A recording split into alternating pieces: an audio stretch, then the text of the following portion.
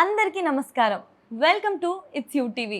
ప్రస్తుతం మనతో పాటు ఉన్నారు ప్రముఖ ఆధ్యాత్మికవేత్త, రిటైర్డ్ ఆంధ్ర ఉపన్యాసకులు, పూర్వపు యాదగిరిగుట్ట అర్చకులు డాక్టర్ సందుకుల కృష్ణమాచార్యులు వారు. గురువు గారితో మాట్లాడి మనకున్న సందేహాలన్నింటినీ కూడా నివృత్తి చేసుకునే ప్రయత్నం చేద్దాం. మంచి విషయాలు కలిసి తెలుసుకునే ప్రయత్నం చేద్దాం. అంతకంటే ముందు ఇటువంటి ఆధ్యాత్మికపరమైన వీడియోస్ కోసం, మంచి విషయాలు తెలుసుకోవడం కోసం ఇప్పుడే మన ఛానల్ని సబ్స్క్రైబ్ చేసుకోండి. నమస్కారం గురుగారు. జయం. గురుగారు, ఒక చిన్న సందేహము అందరికీ ఉండేదే. మీరు చిన్న సందేహం అని ఎప్పుడు అంటారు, కానీ అది పెద్ద సందేహం. అందరికీ అనుమానాలు నివృత్తి అగుగాక. మండే రోజు నాన్ వెజ్ అనుకోండి, అమ్మ వాళ్ళని వండమని, అమ్మ ఈరోజు నాన్ వెజ్ వద్దు, శివుడిది పూజ ఉంది ఇంట్లో అని అంటారు. ట్యూస్డే రోజు అంటే హనుమంతుడని, వెనస్డే రోజు అయ్యప్ప స్వామి అని చెప్పి, థర్స్డే సాయిబాబా అని చెప్పి, ఫ్రైడే ఒక అమ్మవారు, సాటర్డే వెంకటేశ్వర స్వామి, మళ్ళీ ఇప్పుడు సండే ప్రతి ఒక్కరు తింటారా. ఇప్పుడు ఏమంటున్నారంటే మన ఆధ్యాత్మిక పరంగా సండే రోజు, ఆదివారం రోజే సూర్య భగవానుడికి చెందింది, ఆ రోజే అసలు ఎట్టి పరిస్థితుల్లో తినద్దు. ఇలా మనకి వారంలో 7 రోజులకు కూడా ఒక దేవుడికి సంబంధితంగా ఉంది కదా. ఏ రోజు తినాలి అనుకున్న వాళ్ళు తినచ్చు. ఎల్లవేళ తినేవాళ్ళని ఏం చేద్దాం? వాళ్ళకొక పేరు పెట్టాడు శాస్త్రంలో, పిశితాశన చక్రవర్తి. మాంసాలు తినేవాళ్ళల్లో చక్రవర్తి, రాజులయ్యా వీళ్ళు అన్నారు. అవునా? వాళ్ళు మొత్తం మాంస భోజనమే. ప్రతిరోజు, ప్రతి గంట, అమ్మో, ప్రతి గంట వాళ్ళనే అందాం. అయితే ఇక్కడ మీరు అడిగిన ప్రశ్న ఆడపడుచులు కాబట్టి, మీరు మంచి దాక్షాయణి కాబట్టి, దైత్యాంత్రి, రాక్షసులను దూరం చేసేది దాక్షాయణి పేరులో ఉంది కాబట్టి ఆ మంచి ప్రశ్న. అసలు ప్రాణి హింస చేయకూడదు. ఎన్వి అంటే ఏంటి? మాంసము. మాంసం ఎక్కడ ఉంటుంది? ప్రాణిలో ఉంటుంది. ఆ ప్రాణిని చంపేదే కదా, చంపి తినడమే కదా. ఒక ప్రాణి బాధపడింది కదా, మళ్ళీ నిన్ను చంపి తింటే వాడు రాక్షసుడు. మళ్ళీ వీడు చేపనే చంపుతున్నావో, పిట్టనే చంపుతున్నావో, ఇంకేం చంపుతున్నావో, మొత్తాన్ని చంపుతున్నావు, దానిలో తీస్తున్నావు మాంసం, తింటున్నావు. మరి నిన్ను కూడా చంపి నీ మాంసాన్ని కూడా తీసుకొని ఇంకెవడో తింటే వాడు రాక్షసుడు. మళ్ళీ నువ్వు తినేవాడిని, నువ్వెవరు? నువ్వెవరి? నీకు ఎవరిచ్చారు అధికారం? ఆ జంతువుని చంపడానికి ఎవరిచ్చారు అధికారం? ఇలా ఆలోచిస్తే అసలు మాంసం దిక్కే వెళ్ళరు. కారణం అది రాజసం. మనకు సాత్విక ఆహారం అనే భారతదేశానికి గొప్పది. ఇన్నారా? రాజసము, తామస గుణం పెరిగేవి మనకు లేవు. అవి తిన్న వాళ్ళ కోపాలు ఎక్కువ, ప్రేమ తక్కువ. తినేవాళ్ళకు మళ్ళీ ఏం చేద్దాం? ఏం చేయలేం. మనం ఏం చేస్తాం? మాది ఇష్టం. ఇప్పుడు చెప్పామే, ఇది పరమేశ్వరుడికి భక్తుడైన తిన్నడు, మాంసం పెట్టాడు భోజనం. ఆయన ఆ గిరిజనుడు మాంసం ఆ జంతువులను సంవరించి తినేవాడు కాబట్టి అది పెట్టాడు. నీకు ఇక్కడ ఇంట్లో వంటకాలన్నీ ఉండగా నువ్వు మాంసం తినాల్సిన అవసరం ఏముంది? ఏమో ఇప్పుడైతేనా ఆదివారం మొత్తం రోడ్ల మీదంతా చేపల వాసనలు. వావు తప్పు పట్టకండి. మళ్ళీ మేము బాధపడుతున్నాం కనుక వాళ్ళది ఓరవరి ఇష్టం. అందుకే ఒక చిన్న సామెత, పెద్ద అర్థం. జిహ్వకు ఒక రుచి, పుర్రెకు ఒక బుద్ధి. జిహ్వకు ఒక రుచి, పుర్రెకు ఒక బుద్ధి. జిహ్వ అంటే నాలుక. ఆ రుచినే నువ్వు అరికట్ట కలిగితే నువ్వు దేవుడివి. చూచింది తినబుద్ధి అవుతుంది. తినకుండా నువ్వు నియమంగా ఉన్నావు అనుకో, యోగివి దేవుడివి. పుర్రెకో బుద్ధి. ఇప్పుడు ఉదాహరణకు నా భార్య మంచి అందకత్తె, నా భార్య పక్కకుంది, నా పక్కనే కూర్చుంది. ఆమెను ఇంకో ఆయన ఎవరైనా చూచాడు, అప్పుడు నాకు ఎంత కోపం వస్తుంది? కోపం వస్తుంది కదా నాకు. మళ్ళీ నేనే ఇంకో ఆయన భార్యను చూస్తే ఇంకెందులో తేడా ఏముంది? కనుక ఆత్మవత్ సర్వభూతాన్ని నువ్వు ఏది పాటిస్తున్నావో అది అందరిలో నీకుండే నియమం అందరికీ ఉంది, అందరి నియమం నీకుంది. కనుక ఏ రోజు ఈ రుచి ఆ సోమవారం ఈ దేవుడు ఆ దేవుడు ఆ దేవుడు అని లేదు, ఏ రోజు తినకూడదు. ఎప్పుడు జంతు హింస ఉండకూడదు, ప్రాణి హింస కూడదు. మళ్ళీ ఆ వ్యాపారం వాళ్ళు ఏం చేయాలి? ఇలాంటి వాళ్ళు కొడతారు, ఆ వ్యాపారం చేసుకునే బ్రతికే వాళ్ళు కొడతారు. వాళ్ళ కోసం వాళ్ళకున్నారు. ఆ జనం ఆ జనమే. ఆ జనం వద్దన్నా తింటారు, ఈ జనం తినమన్నా తినరు. ఈ జనం తినమన్నా తినరు, ఆ జనం వద్దన్నా తింటారు. వాళ్ళది వాళ్ళదే, వీళ్ళది వీళ్ళే. కానీ ఒకటి, జంతు ప్రాణి చెడు, హింసించడం చెడు. ఆ మాంసం భోజనం రాజసం పెంచుతుంది, కోపతాపాలు పెరుగుతాయి, అలాంటి సంతానమే కలుగుతుంది. కనుక దాన్ని రాక్షస భోజనం అంటారు. ఆ తామస భోజనం, రాక్షస పేర్లు ఎన్నో పెట్టారు మన వాళ్ళు. కనుక అది నిషేధము. మనది సాత్వికమైన భోజనం. ఇంకా మనకు దగ్గరకు వస్తే ఇది మళ్ళీ అదే యోగులు రామానుజులు ఆదిశంకర్ల వాళ్ళు, మనము వాడు 7 ఇండ్లలోకి వెళ్ళి భిక్ష అడిగేది.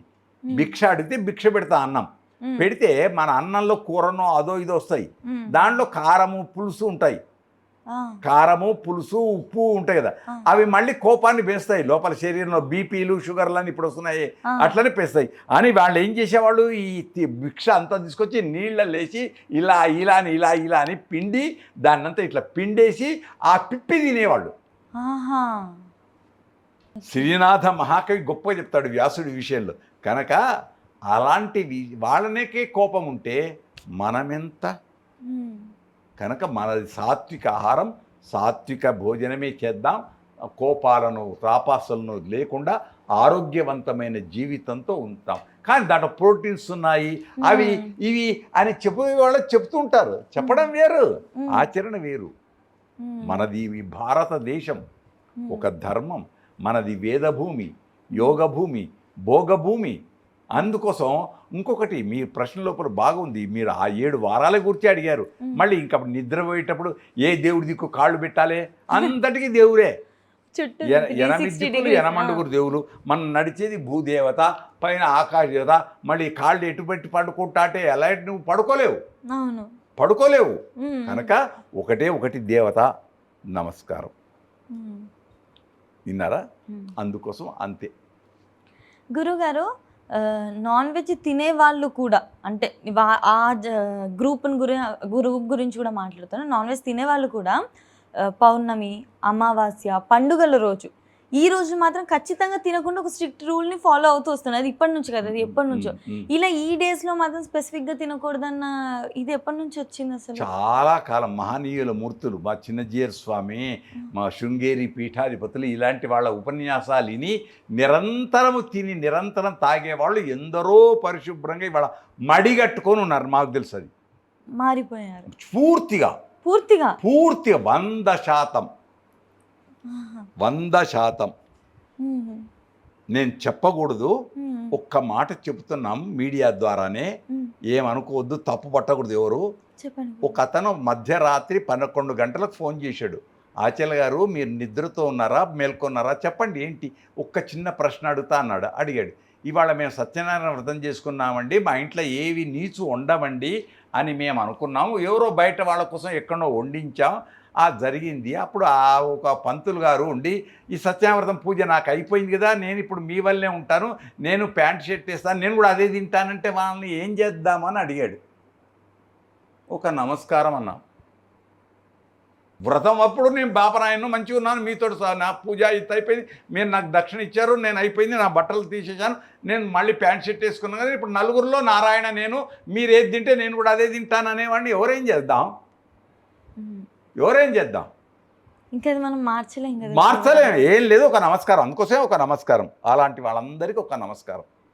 కనుక మనస్సు ప్రధానం, భావం ప్రధానం. మారే వాళ్ళు మారుతున్నారు, 100% మారుతున్నారు. గుర్తుపెట్టుకోండి, మహనీయ మూర్తుల ఉపన్యాసాలు విని వందలు మారుతున్నారు. మారని వాడిని ఏం చేయలేం. మొండి గొప్పనా, రాజు గొప్పనా? మొండే గొప్ప. నేను ఇదే చేస్తా అనేటువంటి ఏం చేస్తాం? నమస్కారం. మంచి ప్రశ్న, జవాబు కూడా మంచిగా వచ్చింది అనుకుంటాం. చాలా బాగా, చాలా మంది మారుతున్నారు. మారితే సంతోషం. మారాలి. మారి అందరూ సాత్వికంతో ఉండి ఆనందంగా ఉంటే చాలా సంతోషం. రోగాలు రావు, ముఖ్యంగా రుగ్గుమతలు రావు. మాంసం మాంసేన వర్ధతే అంటే గురుగారు ఇది మళ్ళీ ప్రశ్న, రెండోది ప్రశ్నలో ప్రశ్న విన్నారా? ఘృతేన వర్ధతే బుద్ధి, క్షీరేణ వర్ధతే ఆయు, మాంసం మాంసేన వర్ధతే. నెయ్యితో అన్నం తింటే మేధాశక్తి పెరుగుతుంది, నెయ్యితోటి. పాలతో మంచి అన్నం తింటే ఆయుష్ పెరుగుతుంది, మాంసంతో తింటే మాంసం వర్ధతే. శారీరకం దృఢంగా వస్తాడు, ఇట్లా ఇట్లా ఇట్లా ఇట్లా ఇట్లా అనుకుంటాడు, నేను యోధుణ్ణి అనుకుంటాడు. ఎవరికి వాళ్ళకి మనం ఏమనలేం కనుక వద్దు, అది వద్దు. అలాంటిది అవసరాలు లేవు. ఎన్నో పరీక్షలు నెగ్గారు వీళ్ళు, పంచపాండవులు వీళ్ళందరూ. అందుకోసం అలాంటిది మన దేశం కాదు. రాముడు కూడా ప్రశ్నించిన వాళ్ళు ఉన్నారు, రామచంద్రుని కూడా ఆ ప్రశ్నలు మనకు అవసరం లేదు. ప్రశ్నించే వాళ్ళకు ప్రశ్నలు జవాబు వద్దు. ఆయన క్షత్రియులు వాళ్ళు. గురుగారు, ఈ పాండవులు అన్నారు కదా మీరు, వాళ్ళు చాలా బలశాలిలు, ఫుల్ శక్తివంతులు, యుద్ధాలే చేసిన వాళ్ళు కదా. వాళ్ళు ఏ కైండ్ ఆఫ్ ఫుడ్? సాత్విక ఆహారమే తిన్నారు, తిని కూడా స్టిల్ బాడీ బిల్డింగ్ బిల్డర్ అయ్యారు. మళ్ళీ భీముడు బకాసురునికి పంపేటువంటి ఆహారం అంతా ఎవరు తిన్నారు? బకాసురునికి ఆ ఊర్ల నుంచి పంపే బండెడు ఆహారం అంతా ఏం చేశాడు? భీముడే తిన్నాడు. ఇప్పుడు మళ్ళీ నన్ను తప్పుపడతారు, భీముడే తిన్నాడు, మళ్ళీ బకాసురుని చంపాడు. ఇప్పుడు ఆ భీముడు చెడ్డోడు అన్నారా? అల్లే, బకాసురుడు ఒక చెడ్డోడు పోయినాడు కదా. ఒక చెడ్డోడు పోతున్నాడు, పెద్ద చెడు పోతున్నప్పుడు చిన్న చెడు లెక్కకు రాదు. పట్టించుకోరు, ఎట్లా పట్టించుకుంటారు? ఏది పట్టించుకోరు, అంతే.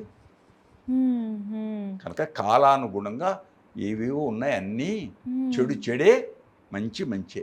మనం మంచిని పెంచేద్దాం, సాత్విక ఆహారాన్ని తీసుకుందాం, సాత్వికమైన భావాలతో, ఉన్నతమైన భావాలతో ఎదుగుదాం, 10 మందికి ఆదర్శంగా ఉందాం. ఖచ్చితంగా గురుగారు. అంటే వాళ్ళు ఎవరైతే మానేస్తున్నారో చాలా గొప్ప నిర్ణయం. వాళ్లకు ఒక నమస్కారం, మాన్న వాళ్ళందరికీ నమస్కారం. ఇంకొకటి మీరు అడగకుండానే చెప్తున్నాను, సిగరెట్ తాగేవాడు ఉంటాడు, వాడికే భయం. సిగరెట్ తాగేవాడు ఉంటాడు, వాడికే భయం. తాగుతూ ఉఫ్ అని ఊతూ ఉంటాడు. నాలాంటి వాడిని కూడా ఇట్లా వెనకకు పెట్టుకుంటాడు. ఎందుకు పెట్టుకోవాలి? ఇప్పుడు నువ్వు తప్పు చేస్తున్నట్టు నీకే గుర్తు. అట్లనే మాంస భోజనాలకు కూడా వాళ్ళకి తప్పు. ఇది నేను మాట్లాడుతున్నా అండి, ఇది దేవాలయం అండి, ఇక్కడ నేను తినానండి, అది అక్కడ తినానండి, ఇక్కడ ఎవరిది వాళ్ళకే. కనుక నాలుకను చంపలేరు కొందరు, ఆ రుచి దాంతో అది అంతే. సాత్విక ఆహారం శ్రేష్టం. ఖచ్చితంగా గురుగారు, ఒక బ్రాహ్మడిగా చెప్తున్నా. ఖచ్చితంగా చాలా మంచి విషయాలు చెప్పారు. మంచిది. ఖచ్చితంగా చాలా చక్కగా వివరించినందుకు, మాకు మంచి విషయాలు తెలియజేసినందుకు ధన్యవాదాలు. మేము మీకు ధన్యవాదాలు చెబుతున్నా. ముఖ్యంగా బ్రాహ్మణ అయినా సరే ఆశీర్వచన రూపంలో మంచి ప్రశ్నలు వస్తున్నాయి. నిజమైన దాక్షాయణి తల్లివి. మంచి ప్రశ్నలకు జవాబులు విజయ్ వస్తు. ధన్యవాదాలు గురుగారు.